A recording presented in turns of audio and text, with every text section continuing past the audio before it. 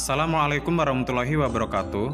Halo sahabat Harap Radio Java. Hari ini saya akan membahas tentang Panembahan Senopati.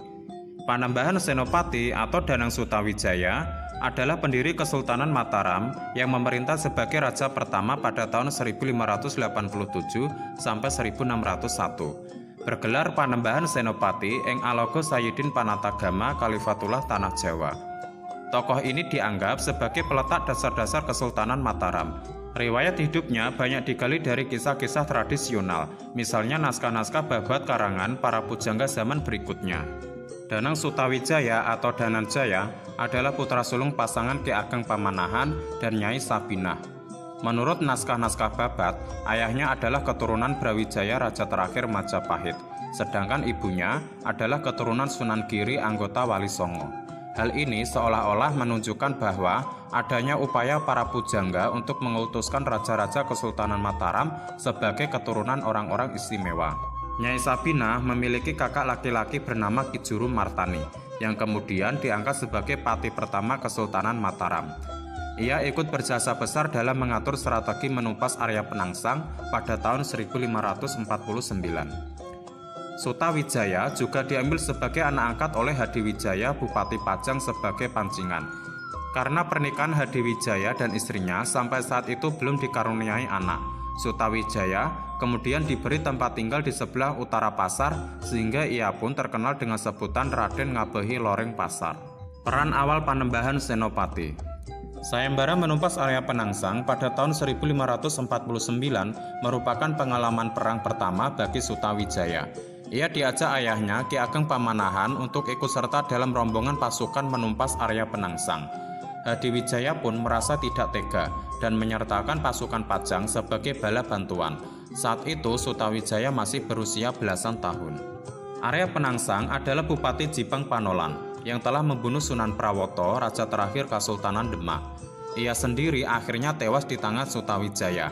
Akan tetapi sengaja disusun laporan palsu bahwa kematian Arya Penangsang akibat dikeroyok Ki Ageng Pamanahan dan Ki Panjawi. Karena jika Sultan Hadiwijaya sampai mengetahui kisah yang sebenarnya bahwa pembunuh Bupati Jipang Panolan adalah anak angkatnya sendiri, dikhawatirkan ia akan lupa memberi hadiah. Usai sayembara, Ki Panjawi mendapat tanah Pati dan menjadi bupati di sana sejak tahun 1549. Sedangkan Ki Ageng Pamanahan baru mendapatkan tanah Mataram sejak tahun 1556. Sepeninggal Ki Ageng Pamanahan pada tahun 1584, Sutawijaya menggantikan kedudukannya sebagai pemimpin Mataram, bergelar Senopati ing Alogo, yang artinya panglima di medan perang. Pada tahun 1576, Ngabehi Wilamarta dan Ngabehi Wuragil dari Pajang tiba untuk menanyakan kesetiaan Mataram, mengingat Senopati sudah lebih dari setahun tidak menghadap Sultan Hadiwijaya. Senopati saat itu sibuk berkuda di desa Lipura, seolah tidak peduli dengan kedatangan kedua utusan tersebut. Namun, kedua pejabat senior itu pandai menjaga perasaan Sultan Hadiwijaya melalui laporan yang mereka susun. Senopati memang ingin menjadikan Mataram sebagai kerajaan merdeka. Ia sibuk mengadakan persiapan, baik yang bersifat material maupun spiritual, misalnya membangun benteng, melatih tentara, sampai menghubungi penguasa Laut Kidul dan Gunung Merapi. Senopati juga berani membelokkan para mantri pamajekan dari Kedu dan Bagelen yang hendak menyetor pajak ke Pajang. Para mantri itu bahkan berhasil dibujuknya sehingga menyatakan sumpah setia kepada Senopati. Sultan Hadiwijaya resah mendengar kemajuan anak angkatnya. Ia pun mengirim utusan menyelidiki perkembangan Mataram. Yang diutus adalah Arya Pamala Tuban, Pangeran Benowo, Patih Mancanegoro, semua dijamu dengan pesta oleh Senopati. Hanya saja sempat terjadi perselisihan antara Pangeran Rangga, putra sulung Senopati, dengan Arya Pamalat. Pada tahun 1582, Sultan Hadiwijaya menghukum Buang Tumenggung Mayang ke Semarang karena membantu anaknya yang bernama Raden Pabelan menyusup ke dalam keputrian menggoda Ratu Sekar Kedaton, putri bungsu Sultan. Raden Pabelan sendiri dihukum mati dan mayatnya dibuang ke Sungai Laweyan. Ibu Pabelan adalah adik Senopati, maka Senopati pun mengirim para mantri pamajegan untuk merebut Temenggung Mayang dalam perjalanan pembuangannya. Perbuatan Senopati ini membuat Sultan Hadiwijaya murka. Sultan pun berangkat sendiri memimpin pasukan Pajang menyerbu Mataram. Perang terjadi. Pasukan Pajang dapat dipukul mundur meskipun jumlah mereka jauh lebih banyak. Sultan Hadiwijaya jatuh sakit dalam perjalanan pulang ke Pajang. Ia akhirnya meninggal dunia, namun sebelumnya sempat berwasiat agar anak-anaknya jangan ada yang membenci Senopati, serta harus tetap memperlakukannya sebagai kakak sulung. Senopati sendiri ikut hadir dalam pemakaman ayah angkatnya itu. Arya Pangiri adalah menantu Sultan Hadiwijaya yang menjadi Adipati Demak. Ia didukung Panembahan Kudus berhasil merebut tahta Pajang pada tahun 1583 dan menyingkirkan Pangeran Benowo menjadi Adipati Jipang. Pangeran Benowo kemudian bersekutu dengan Senopati pada tahun 1586 karena pemerintahan Arya Pangiri dinilai sangat merugikan rakyat Pajang. Perang pun terjadi. Arya Pangiri tertangkap dan dikembalikan ke Demak. Pangeran Benowo menawarkan tahta Pajang kepada Senopati, namun ditolak.